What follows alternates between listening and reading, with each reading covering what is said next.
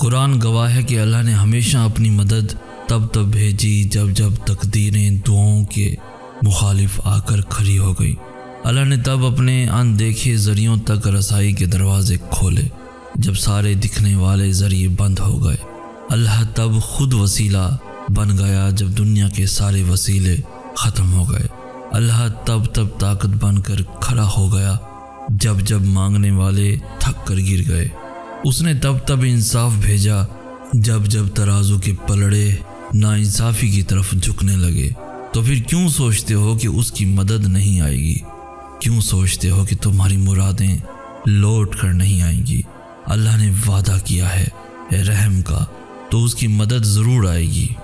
تو یہ بھول جاؤ کہ تم سے کیا ہو سکتا ہے اور کیا نہیں، اور یہ سوچو کہ تمہارا اللہ کیا کچھ کر سکتا ہے، کیونکہ مدد تو اللہ کی طرف سے ہوتی ہے جو سب کچھ کر سکتا ہے، جو چند لمحوں میں تمہاری صدیاں بدل سکتا ہے۔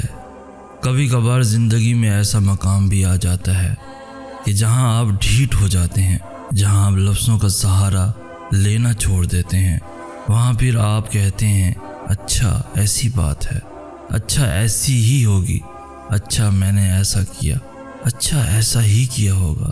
تمہارا اللہ تو کاتب تقدیر ہے، وہ مٹا کر نئے سرے سے بھی تقدیر لکھ سکتا ہے۔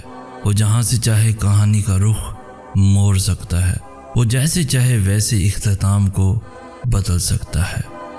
دعاؤں اور سجدوں کی توفیق صرف اور صرف اللہ کی طرف سے ملتی ہے، کیونکہ شیطان تمہیں کبھی بھی اللہ سے رجوع کرنے پر یا اللہ کے قریب جانے پر نہیں اکساتا۔ تو اگر تمہارا دل ایک دفعہ پھر اللہ سے مانگنے کو کہہ رہا ہے تو ایک دعا اور صحیح، جہاں اتنا مانگا ہے وہاں ایک بار پھر سے مانگ لو۔ ممکن ہے تمہاری یہ آخری دعا معجزوں کی دعا ہو۔ دعاؤں کی جانب اللہ ہی تمہاری رہنمائی کرتا ہے، تو اس کے اشاروں کو سمجھو اور دعا کرو۔ مانگو اللہ سے، بار بار مانگو، کیونکہ تم نہیں جانتے کہ تمہاری کون سی دعا تمہیں قبول شدہ دعا کے قریب لے جائے۔ تم نہیں جانتے تمہاری کون سی دعا سے اللہ راضی ہو جائے اور فوراً تمہارا مقدر بدل جائے۔ اللہ کی مصلحتوں کو سمجھنے سے پہلے تسلیم کرنا پڑتا ہے۔ جب تم انہیں تسلیم کر لیتے ہو تو وہ خود بخود تمہاری سمجھ میں آنے لگتی ہیں۔ میری دعا ہے کہ تم میرے لیے اور میں تمہارے لیے ہوں۔ میری دعا ہے کہ ہم دونوں ایک دوسرے کی منزل کا حصہ ہوں۔ اللہ سے بہتر کوئی بھی خاموشی کی زبان نہیں سمجھ سکتا۔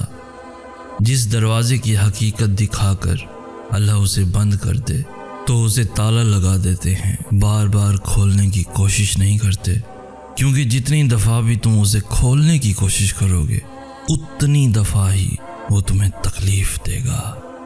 یقین رکھو اللہ نے جو تمہارے لیے لکھا ہے وہ آخر میں تمہارے ساتھ ہوگا۔ پھر لوگ جتنی بھی رکاوٹیں کھڑی کر لیں، پھر نصیب جتنی بھی کوشش کر لے۔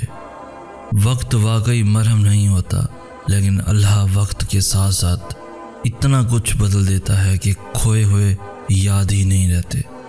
وہ اپنی عطاؤں کو مرہم بنا دیتا ہے اور ان چھوٹی چھوٹی چیزوں کی خالی جگہ اپنی بڑی بڑی نعمتوں سے ایسے پر کر دیتا ہے جیسے کبھی یہ خالی پن رہا ہی نہ ہو، جیسے کبھی درد ہوا ہی نہ ہو، جیسے ہم نے کبھی کچھ کھویا ہی نہ ہو۔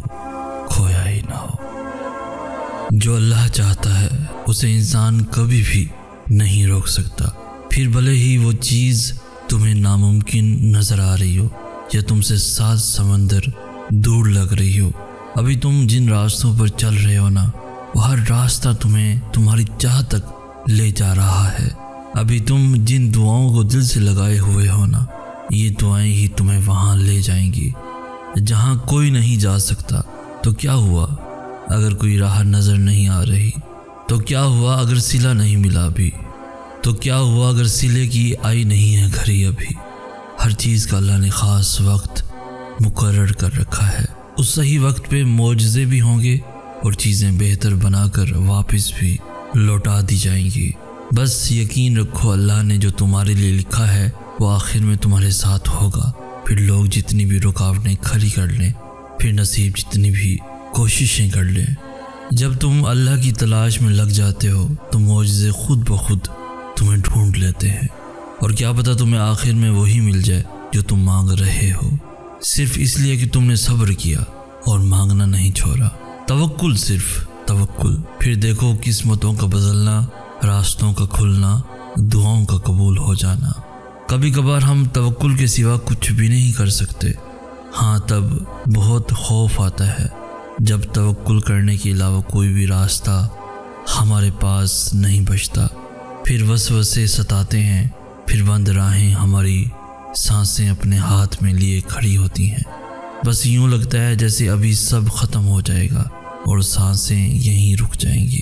توکل کا سفر صبر کے سفر سے بھی زیادہ مشکل ہوتا ہے، کیونکہ صبر کے سفر میں تو انسان دل کو سمجھا لیتا ہے کہ جو ہے بس وہی ہے، لیکن توکل ایسا موڑ ہے جہاں دل کو یہ پتہ بھی ہوتا ہے کہ سب ختم ہو گیا ہے، لیکن پھر بھی ہم یقین کا انتخاب کرتے ہیں، اور شاید تب ہم یقین کی آخری انتہا پہ ہوتے ہیں جب نصیب سب کر گزرتا ہے، لیکن پھر بھی ہمیں اللہ کی قدرتوں پہ زیادہ یقین ہوتا ہے۔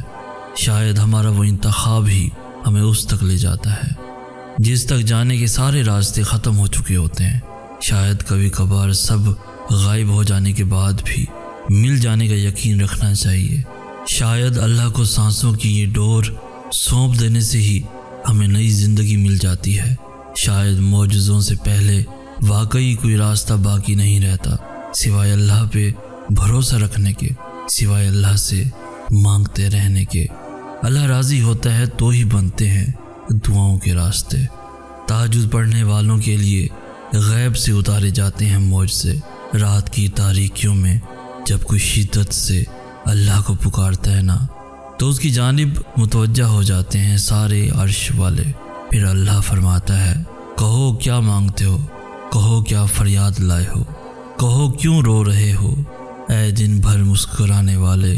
پھر جب تم اپنی عرضیاں اسے سناتے ہو اور اس کے روبرو سجدے میں گر جاتے ہو، تو وہ حکم دیتا ہے ان دعاؤں کی قبولیت کا جن کے جواب تمہیں لگتا تھا کبھی نہیں آنے والے۔ پھر وہ تم سے کہتا ہے، لو بھر دیا دامن تمہارا، یقین کی جھولی پھیلانے والے، کن لکھ دیا گیا ہے اب نصیب میں تمہارے۔ میں مان گیا ہوں تم سے، مجھ کو منانے والے، تمہیں لانا تھا مجھ تک، یہ امتحان تو بس تھے بہانے سارے۔ جو اللہ نے تمہارے لیے لکھا ہے وہ ہر حال میں تمہیں مل کر ہی رہے گا، پھر بھلے وہ راستے میں کھو ہی کیوں نہ جائے، مگر منزل پر پہنچ کر وہی تمہارا مقدر ہوگا۔ جو پتے کی ٹہنی کو بھی رزق دینا نہیں بھولتا، وہ پھر تمہیں دینا کیسے بھول سکتا ہے؟ تم سے تو پھر اس نے بے حد محبت کی ہے، 70 ماہوں سے بھی زیادہ محبت۔ یاد رکھنا سورج نکل ہی آتا ہے، پھر رات کتنی ہی لمبی کیوں نہ ہو۔ بے خوف ہو جاؤ، تمہارے سارے معاملات اللہ کے ہاتھ میں ہیں، اور اس سے بہتر اور بڑی قدرتوں والا کوئی بھی نہیں، تمہارا نصیب بھی نہیں۔ یوں مایوس بیٹھے رہنے سے کیا ہوگا؟ معجزہ تو اللہ کے روبرو کھڑے ہونے سے ہوگا، کھڑے ہونے سے ہوگا۔